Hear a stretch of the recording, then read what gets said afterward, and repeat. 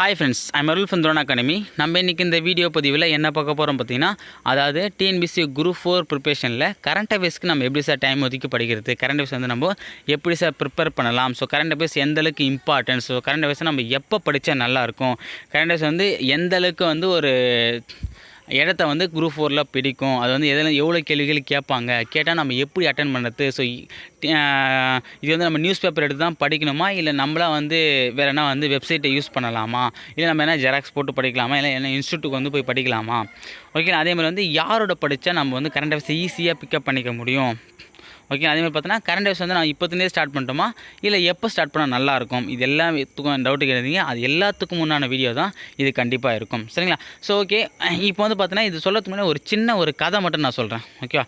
ஏதோ ஒரு சின்ன கதை நல்லா தான் இருக்கும், அந்த கதையை நீங்கள் அதை புரிஞ்சிட்டிங்கன்னா நீங்களே புரிஞ்சுப்பீங்க. அப்போ கரண்ட் அஃபேர்ஸ் வந்து நம்ம எப்போ படிக்கணும், எப்படி படிக்கணும், எதுக்கு படிக்கணுன்றது இது மூலமாக தெரிஞ்சுக்கலாம், ஓகேவா. முதல் அந்த கதையை மட்டும் தான் சொல்லிடுறேன். இப்போ வந்து பார்த்திங்கன்னா நம்ம வந்து ஒரு வீடு கட்டுறோம், அது நம்ம வந்து சின்னதாக ஒரு பெரிய வீடோ சின்ன வீடோ ஏதோ ஒரு வீடோ மினிமம்லாம் வந்து பார்த்தோன்னா ஒரு மனையில் வந்து ஒரு வீடு கட்டுறோம், ஓகே. 60க்கு 30 அப்படின்ற ஒரு அளவில் ஒரு வீடு கட்டுறோம், சரிங்களா. இது அப்போ வீடு கட்டுறதுக்கு என்னென்ன தேவைப்படும், ஃபஸ்ட்டு நிலம் தேவைப்படும். அதுக்கடுத்து பார்த்திங்கன்னா அதுக்கடுத்து வந்து என்னென்னா வீடு கட்டுறதுக்கு செங்கல், சிமெண்ட்டு, ஜல்லி, கம்பி, அந்த கதவு வாசல் ஜன்னல் அது தேவைப்படும். அந்த மர சாமான்கள் தேவைப்படும். அதே மாதிரி என்னது அந்த ஒயரிங் சாமான் அது எல்லாமே தேவைப்படும், ஓகேவா, வீடுக்கு, ஓகேவா. அதுக்கடுத்து பார்த்திங்கன்னா கடைசியாக ஃபினிஷிங் வந்து நம்ம பெயிண்ட் அடித்து பெயிண்ட்டு சுண்ணாம்பு தேவைப்படும், சரிங்களா. இது எல்லாமே நம்ம ஒரு வீடு கட்டுறதுக்கு தேவையான பொருட்கள், ஓகேவா. இப்போ வந்து நம்ம டிஎன்பிஎஸ்சி படித்து பாஸ் பண்ணுறதுக்கு என்னென்ன பொருட்கள் தேவைப்படும், என்னென்ன சப்ஜெக்ட் படிக்கணும், பாஸ் பண்ணணும், என்னென்ன சப்ஜெக்ட் படிக்கணும்னா தமிழ் படிக்கணும், மேக்ஸ் படிக்கணும், ஃபிசிக்ஸ், கெமிஸ்ட்ரி, பாட்னி, ஜுவாலஜி, அப்புறம் history, national constitution, economics, geography, அவ்வளோதான், சரிங்களா. அதுக்கப்புறம் பார்த்தோன்னா கரண்ட் அஃபேர்ஸ், மொத்தம் பார்த்தோன்னா ஒரு 10 டாபிக் இருக்குதுன்னு வச்சுக்கலேன். இதெல்லாம் நம்ம கரெக்டாக படித்து முடித்தா நம்ம வந்து இந்த பொருள்லாம் வச்சு கட்டினா எப்படி ஒரு வீடு உருவாகுதோ அதுமாதிரி இந்த சப்ஜெக்ட்லாம் படித்தா நம்ம டிஎன்பிஎஸ்சி பாஸ் பண்ணலாம், ஓகேவா. இப்போ நான் இது ரெண்டுத்தையும் வந்து கம்பேர் பண்ணி உங்களுக்கு ஈஸியாக வந்து புரிய வைக்கிறதுக்கு சொல்கிறேன், ஓகேவா. இப்போது நிலம் சொன்னோம் பார்த்தீங்களா, நிலம் தேவை, ஏன்னா வீடு கட்டுறதுக்கு பேஸ்மெண்ட்டுமே அதான், அப்போது அதுக்கு தமிழ், அந்த நிலம் தான் தமிழுக்கு ஈக்குவல், ஓகேவா. இப்போ நம்ம வீடு கட்டுறோம் பார்த்தீங்களா செங்கல், அந்த செங்கல் தான் மேக்ஸ். சிமெண்ட் வந்து பார்த்திங்கன்னா சயின்ஸ், ஓகேவா. அதுக்கப்புறம் பார்த்தீங்கன்னா சார் சிமெண்ட் சயின்ஸ் வச்சுக்க வேணாம், சரி ஓகே, எதுவும் பிரச்சனை, சிமெண்ட் சயின்ஸ் வச்சுக்கலாம், ஓகேவா. அதுக்கடுத்து பார்த்திங்கன்னா அந்த தூண் நிற்கிற பார்த்தா கம்பி, ஜல்லி, ஸோ கம்பி ஜல்லிலாம் பார்த்தீங்கன்னா ஹிஸ்ட்ரி வச்சுக்கலாம், ஓகே. ஜல்லி வந்து ஹிஸ்ட்ரி இருக்கட்டும், கம்பி வந்து கான்ஸ்டியூஷன் இருக்கட்டும். எக்கனாமிக்ஸ், ஜியாகிரஃபி பார்த்திங்கன்னா அந்த கதவு வாசல் ஜன்னல் இருக்குது பார்த்தீங்களா, அது வச்சுக்கலாம், ஓகேவா. இப்போ எல்லாமே நம்ம முடிச்சாச்சு. இப்போது அப்போ கரண்ட் அஃபேர்ஸ்க்கு என்ன சார் கொடுக்க போகிறீங்கன்னா, கரண்ட் அஃபேர்ஸுக்கு தான் நம்ம சுண்ணாம்பும் பெயிண்ட்டும் கொடுக்க போகிறோம். இது சுண்ணாம்பும் பெயிண்ட்டுன்றது எதுக்கு சமம், கரண்ட் அஃபேர்ஸுக்கு சமம், ஓகேவா. இப்போ நம்ம என்ன பண்ணியாச்சு, இப்போ இதையும் படித்தாச்சு, இதையும் ஃபுல்ஃபில்லாக வீடு கட்டியாச்சு. இப்போ ஒரு வருஷம் போகுது, ஓகே. ஒரு வருஷம் கம்ப்ளீட் ஆகிடுச்சு. இப்போ ஒரு வருஷம் கம்ப்ளீட் ஆகிட்ட உடனே பார்த்தீங்கன்னா அந்த ஒரு வருஷம் கழிச்சு என்ன பண்ணுவீங்கன்னா, நீங்கள் வீட்டில் என்ன மாற்றுவீங்க, எதையுமே மாற்ற மாட்டீங்க. வெறும் என்ன, வீடு வந்து கொஞ்சம் டேமேஜ் ஆகிடும், கொஞ்சம் பழுதடைஞ்சிடும். என்ன பண்ணுவோம், கொஞ்சம் மக்களாக தெரியாமல் இருக்குது, என்ன பண்ணுவோம், ஒயிட் வாஷ் பண்ணுவோம். பொங்கலுக்கான வெள்ளை அடிப்போம் பார்த்தீங்களா, அப்போ பொங்கலுக்கு நம்ம என்ன பண்ணுவோம், வெள்ளை அடித்து மாற்றிட்டே இருப்போம். அப்போ என்ன பண்ணுவோம், நம்ம அந்த வீட்டில் இருக்கிற செங்கலை புதுப்பிக்க மாட்டோம், புரியுதுங்களா. அதேமாதிரி அந்த வீட்டோட நிலத்தை மாற்ற மாட்டோம், அந்த வீட்டை அப்படியே அழைக்க தூங்கி வேறு இடத்துல வைக்க போகிறது கிடையாது. கதவு வாசல் ஜன்னல் எதையுமே நான் மாற்றக்கூடாது. என்ன பண்ணுவோம், பெயிண்ட்டை மட்டும்தான் வருஷம் மாற்றிட்டுருப்போம். அதே மாதிரி தான் எது நீங்கள் படிக்கக்கூடிய சிலபஸும், ஓகேவா. கரண்ட் அஃபேர்ஸ் மட்டும்தான் வருஷம் மாறிட்டே இருக்குமே தவிர மற்றபடி அந்த மீதியோட எந்த சப்ஜெக்ட்டுமே மாறாது, ஓகே. சார் இப்போ எதுக்கு சார் இந்த கதை சொல்ல வரீங்கன்னா, நிறைய பேர் வந்து பார்த்திங்கன்னா என்ன பண்ணுறீங்கன்னா, ஒரு ஆர்வத்தினால், ஒரு சில விளம்பரத்தினால், ஒரு சில வந்து மோட்டிவேஷனால் என்ன பண்ணுறீங்கன்னா, கரண்ட் அஃபேர்ஸ் சொல்லி கரண்ட் அஃபேர்ஸை போட்டு பிழிஞ்சு எடுக்கிறீங்க, ஓகேவா. அதாவது பார்த்தீங்கன்னா டெய்லி நியூஸ் பேப்பர் வாங்கி படிக்கிறது, அந்த நோட்ஸ் எடுத்து அதை அண்டர்லைன் பண்ணுறது, நியூஸ் பேப்பரில் ஹைலைட் பண்ணி படிக்கிறது, அதை டெய்லியும் படிக்கிறன்ற பேரில் ஒரு 2 மணி வேஸ்ட் பண்ணுறது, இது எல்லாமே கரெக்டு தான். இது யார் பண்ணணும், அதாவது கரண்ட் அஃபேர்ஸ் அப்படின்ற ஒரு விஷயத்தை வந்து யார் பண்ணணும்னா, எல்லாத்தையுமே வந்து ஃபினிஷ் பண்ண ஒருத்தன் தான் பண்ணணும். இது எல்லா சப்ஜெக்ட்டுமே ஓகே சார், நான் வந்து எல்லாமே ஃபுல்லாக கம்ப்ளீட் பண்ணிட்டேன் அப்படின்றவங்க மட்டும்தான் என்ன பண்ணணும்னா கரண்ட் அஃபேர்ஸை படிக்கணும். சார் இன்னும் வந்து பார்த்தீங்கன்னா இதில் பேலன்ஸ் இருக்குது அப்படின்னும் போது கண்டிப்பாக பண்ண முடியாது. இப்போ எக்ஸாம்பிள் பார்த்தீங்கன்னா ஒரு வீடு கட்டிகிட்டு இருக்கோம், வீடு கட்டி பூசலே பண்ணாமல் சுண்ணாம்பு படித்து அந்த வீடு நல்லா இருக்குமா, கேவலமாக இருக்கும், ஓகேங்களா? அதே மாதிரி தான் நீங்கள் பண்ணுற ஒரு சில விஷயங்களும். அதனால் என்ன சொல்லணும்னா, அதுக்காக நான் கரண்ட் அஃபேர்ஸே படிக்காதீங்க சார் தான் சொல்லலை. கரண்ட் அஃபேர்ஸ் எப்போ படிக்கணுன்றதுக்கு ஒரு டைம் இருக்குது. எதுவாக இருந்தாலும் இடம், பொருள், ஏவல் அறிந்து செயல்படும் சொல்லுவாங்க. அதே மாதிரி தான். ஏன்னா இப்போ நீங்கள் கரண்ட் அஃபேர்ஸ் படித்து எந்த விதமான யூஸும் கிடையாது. ஓகேங்களா? எப்போ படிக்கிறத நான் சொல்கிறேன். இப்போ என்ன பண்ண போகிறீங்கன்னா, சப்ஜெக்ட் எல்லாம் கரெக்டாக படிங்க. ஓகேவா? அதான் வந்து பேஸ்மெண்ட். ஏன்னா அதுதான் என்றைக்குமே மாறாது, கான்ஸ்டன்ட்டான விஷயம். ஸோ அதனால் அந்த கரண்ட் அஃபேர்ஸ் தவிர்த்து மீதி இருக்கக்கூடிய சப்ஜெக்ட்டுக்கு எல்லாமே ஃபுல் எஃபோர்ட் கொடுத்து படிங்க. ஓகே சார், இதில் வந்து 90% நான் முடிச்சிட்டேன், என்னால் போதும், இதுக்கப்புறம் நான் ரிவிஷன் தான் பண்ண போகிறேன் அப்படின்றவங்க மட்டும் ரிலாக்ஸேஷனுக்கு கரண்ட் அஃபேர்ஸ் படிங்க. ஓகேவா? ஏன் சார் நீங்கள் வந்து கரண்ட் அஃபேர்ஸ் படிக்க வேணாம்னு சொல்லிட்டு டிமோட்டிவ் பண்ணுறீங்க? அப்போ வந்து பார்த்தா கரண்ட் அஃபேர்ஸ் தானே வந்து பார்த்தோன்னா மிகப்பெரிய இடத்த போய் இது கரண்ட் அஃபேர்ஸ் படிக்காம தான் வந்து ஃபெயில் ஆகிக்கிறான். அந்தமாரிலாம் யாருமே ஃபெயில் ஆகலை. இதெல்லாம் வந்து பார்த்தோன்னா எல்லாருமே சொல்லக்கூடிய சும்மா ஒரு கட்டுக்கதை. இப்போ நீங்கள் ஃபெயில் ஆகிட்டீங்கன்னு வச்சுக்கோங்களேன், என்ன சொல்லுவீங்க? உங்களுக்கு ஒரு சாக்கு தேவைப்படும். அது என்ன சாக்கு சொல்லுங்கன்னா, கரண்ட் அஃபேர்ஸ் வந்து நான் படிச்சிருந்து வரல, வேறு எதுவும் கேட்டான். ஏன்னா மீதி எதுவுமே நீங்கள் சொல்ல முடியாது, வேறு எந்த சப்ஜெக்ட்டும் சொல்லி தப்பிக்க முடியாது. ஏன்னா இப்போ வந்து பார்த்தோன்னா, நான் ஃபிசிக்ஸ்லேருந்து தெரியாத கொஸ்டின், டேய் புக்கில் தான்டா கேட்டான், அது கூட உன்னால் போட முடியும், நீ ஒழுங்காக படிக்கலடா, அது ஏன்டா அவன் அந்த ஃபிசிக்ஸ் மேலே பழி போகிறோன்னுவாங்க. சப்போஸ் தமிழ் தான் வந்து நான் வந்து விட்டுட்டேன், தமிழ் தான் வந்து கஷ்டமாக விட்டேன், டேய் எல்லாமே புக்கத்தில் தான் கேட்டுக்கிறான், நீ என்ன கஷ்டமானு சொல்கிற? அப்போது அவன் நீங்கள் என்ன சொன்னாலுமே அவன் வந்து பதில் சொல்லுவான்.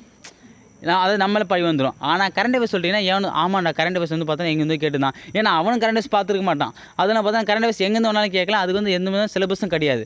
அதனால் என்ன பண்ணீங்க எல்லாரும், கரண்ட் அஃபேர்ஸ் கஷ்டம், கரண்ட் அஃபேர்ஸ் கஷ்டம், கரண்ட் அஃபேர்ஸ் கஷ்டம், கரண்ட் அஃபேர்ஸே படிக்கிறது. அதனால் அது இல்லாமல் அது புதுசான விஷயத்தினால 6 மரத்தில் அதையும் படிக்கிறீங்க. அதனால் அதெல்லாம் வந்து ஒரு தப்பான எண்ணங்கள். ஓகேவா? அதெல்லாம் மாற்றிக்கிட்டு நீங்கள் ஃபஸ்ட்டு சப்ஜெக்டை வந்து கான்சன்ட்ரேஷன் பண்ணுங்கள். சப்ஜெக்ட் தான் உங்களுக்கு என்றைக்குமே கை கொடுக்கும். அதுதான் எப்பயும் மாறாது. இப்போ குரூப் 1க்கு ஒரு கரண்ட் அஃபேர்ஸ் படிக்கிறீங்கன்னா என்ன வரும்? அடுத்த குரூப் 4க்கு வேறு கரண்ட் அஃபேர்ஸ், அதுக்கடுத்து குரூப் 1க்கு வேறு கரண்ட், அதுக்கடுத்து குரூப் 2க்கு வேறு கரண்ட் அஃபேர்ஸ். ஆனால் இப்போ படிச்சிங்கன்னா காந்தி பிறந்த இடம் போர்பந்தன்னு குரூப் 1ல் கேட்டான்னா, அதே காந்தி பிறந்த இடம் எங்கன்னு சொல்லிட்டு எதில் சொல்கிறது, குரூப் 2ல் கேட்டால் அதே போர்பந்தர் தான். அதெல்லாம் தெரிஞ்சுங்க. ஆனால் இப்போ வந்து பார்த்தீங்கன்னா 2018ஆம் ஆண்டு சர்வதேச யோகா மாநாடு வந்து பார்த்தீங்கன்னா ஒரு இடத்துல நடைபெற்றுச்சு. இப்போ டெல்லி நடைபெற்றுச்சுன்னா இப்போ வந்து பார்த்தீங்கன்னா அதே கொஸ்டின் அடுத்த வருஷம் கேட்கறான்னு வச்சிங்களேன், அப்போனா வரும். அது குஜராத்தாக இருக்கலாம், சென்னையாக இருக்கலாம், விசாகப்பட்டினம், இது ஒன்றா இருக்கலாம். அது மாறக்கூடியது. அதனால் மாறாத விஷயங்களை ஃபஸ்ட்டு படிச்சுங்க. மாறக்கூடியது எப்போ படிக்கணும் சார்? அப்போனா கால்ஃபர் வந்ததும் படிங்க.